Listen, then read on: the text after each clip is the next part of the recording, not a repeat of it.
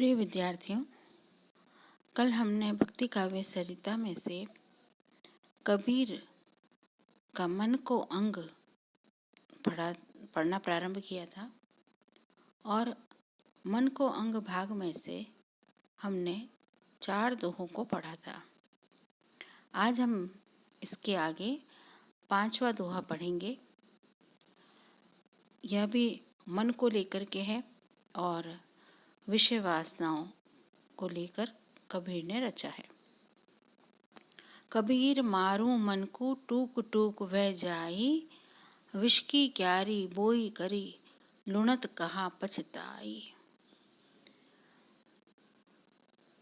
मन को यानी मन को, टूक टूक यानी टुकड़े टुकड़े करना, विष की क्यारी यानी विषय वासनाएं, लुणत कहाँ पछताई यानी लुणत यानी काटने में, पुनः उसको जब काट रहे हैं तो पछताई यानी पछताना।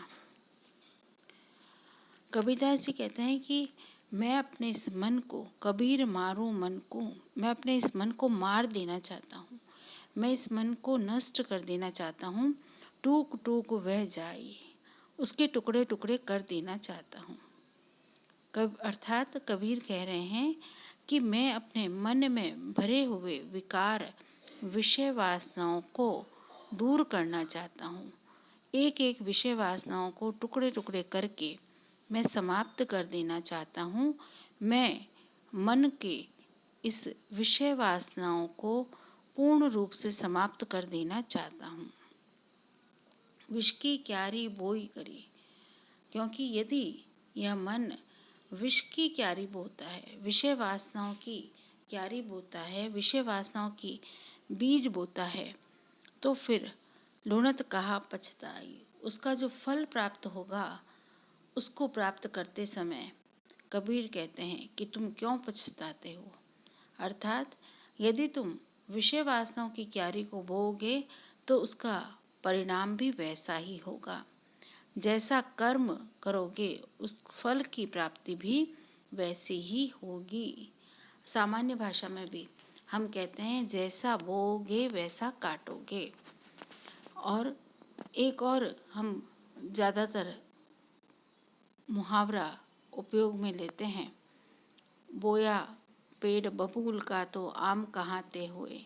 और उसी रूप में कबीर यहाँ पर कह रहे हैं कि यदि आपके कर्मों के अंदर, कर्मों के जो बीज हैं वही आपने अगर बुराई और विषय वासनाओं के बोए हैं तो परिणाम भी, उसका फल भी उन कर्मों के अनुसार ही प्राप्त होगा।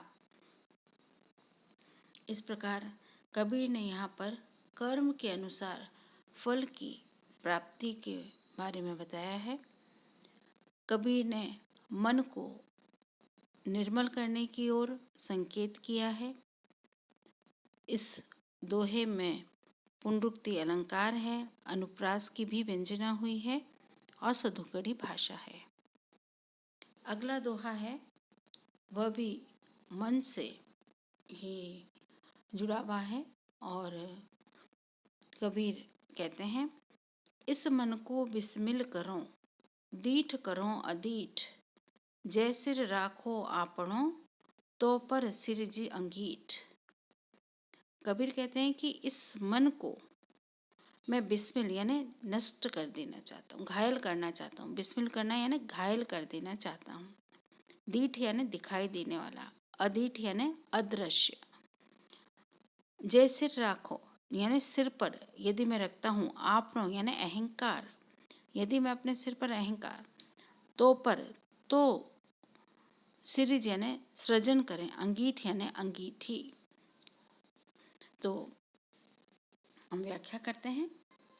कबीर कहते हैं कि मैं अपने इस मन को नष्ट कर देना चाहता हूँ, इस मन को घायल करना चाहता हूँ, मार डालना चाहता हूँ। दीठ करो अदीठ, और जो दृश्यमान है, जो दिखाई दे रहा है, इसको मैं अदृश्य बना दूं, अर्थात इसको अदृश्य कर देना चाहता हूँ। कबीर कह रहे हैं कि मैं अपने मन को घायल करना चाहता हूँ, नष्ट करना चाहता हूँ और जो दिखाई दे रहा है उसको मैं अदृश्य करना चाहता हूँ। जैसे राखो आपनो।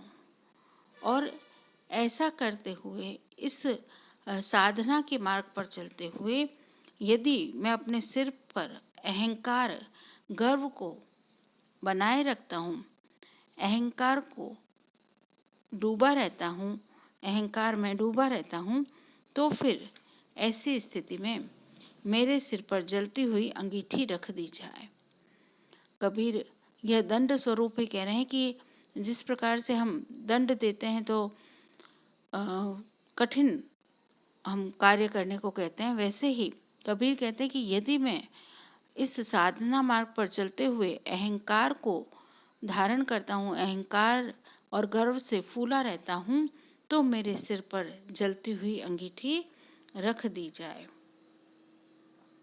तो कबीर चाहते हैं कि मैं अपने आत्मा को, अपने आत्मा रूपी जो सिर है, मस्तक है, मैं उसकी रक्षा करूं और अहम भाव रूप के स्थान पर आत्म भाव को मैं स्वीकार करूं, आत्म भाव में मैं डूबा रहूं और उस इष्ट को मैं प्राप्त करूं। तो इस प्रकार इस दोहे में कबीर ने अहंकार को, मन के भीतर के विकारों को नष्ट करने की बात कही है और उस साधना मार्ग की जो कठिन सीढ़ी है, उस सीढ़ी को चढ़ने के लिए तपस्या जो है उसकी ओर उन्होंने संकेत किया है। इस दोहे में भी सधुकड़ी भाषा है, अनुप्रास अलंकार है। अगला दोहा है, मन जाने सब बात, जानत ही अवगुण करे, काहे की कुसलात, कर दीपक कुएं पड़े। जानत ही अवगुण यानी अवगुण, कुसलात यानी कुशल, कुएं यानी कुएं में, पड़े यानी गिरना। तो कबीर कहते हैं कि मन जाने सब बात। कबीर कहते हैं कि हमारा मन अच्छी और बुरी समस्त बातों को जानता है। यह मन सत्य क्या है, असत्य क्या है, इसको जानता है। जानत हो अवगुण करे, हमारी कुशलता किसमें है इसको जानते हुए भी अवगुण करे, वह अवगुणों को धारण करता है, वह अवगुण की ओर, विषय वासनाओं की ओर जाता है, उसी में अनुरक्त रहता है। अर्थात ज्ञान के होते हुए भी वह अज्ञानी की भांति मोह और विकारों में पड़ा रहता है। काहे की कुशलात। तो कबीर कहते हैं कि फिर ऐसी स्थिति में कुशलता कैसे प्राप्त हो सकती है। कर दीपक कुएं पड़े। यदि व्यक्ति के हाथ में दीपक है, प्रकाश है, लेकिन फिर भी वह कुएं में जाकर गिर जाता है, तो ठीक उसी प्रकार यदि जानते बूझते हुए भी व्यक्ति अज्ञान के मार्ग पर चलता है, विषय वासनाओं में डूबा रहता है, तो फिर किसी भी प्रकार से उसका भला होना संभव नहीं है। तो कबीर ने यहाँ पर मनुष्य के मन की सच्चाई की ओर संकेत किया है। कबीर कहते हैं कि हम जो एक सामान्य भाषा कहते हैं कि मन सही हमको संदेश देता है, संकेत करता है, तो कबीर उसी की ओर संकेत करते हुए कह रहे हैं कि मन जाने सब बात। तो मन की जो शक्ति है उसकी ओर उन्होंने संकेत किया है और अज्ञानी होते हुए भी जो अज्ञानता का कार्य हम करते हैं उसकी ओर उन्होंने संकेत किया है। और दोहा छंद है, अनुप्रास है, सद्धुकड़ी भाषा है और मन के बारे, चंचलता के बारे में विचार किया है। अगला दोहा है, हृदय भीतर आरसी, मुख देखा नहीं जाई, मुख तो तबही देखिए, जय मन की दुविधा जाई। ये पुनः मन के बारे में ही है। हृदय भीतर आरसी, आरसी यानी दर्पण, मुख देखा नहीं जाए।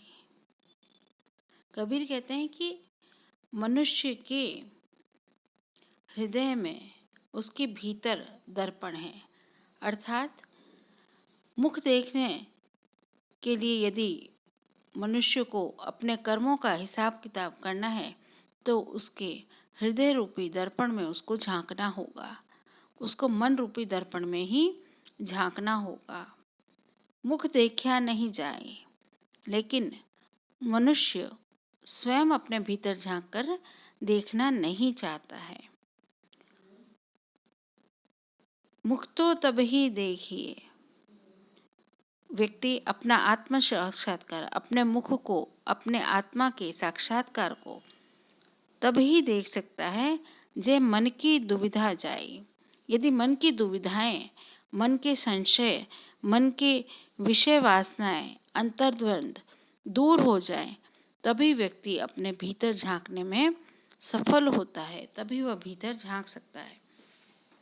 तो कबीर कहते हैं कि यदि आपके मन की दुविधाएं, अंतर्द्वंद, समस्याएं और संशय जो हैं, विषय वासनाएं जो हैं, वह यदि समाप्त हो जाए, तभी मनुष्य आत्म साक्षात्कार के योग्य बन जाता है।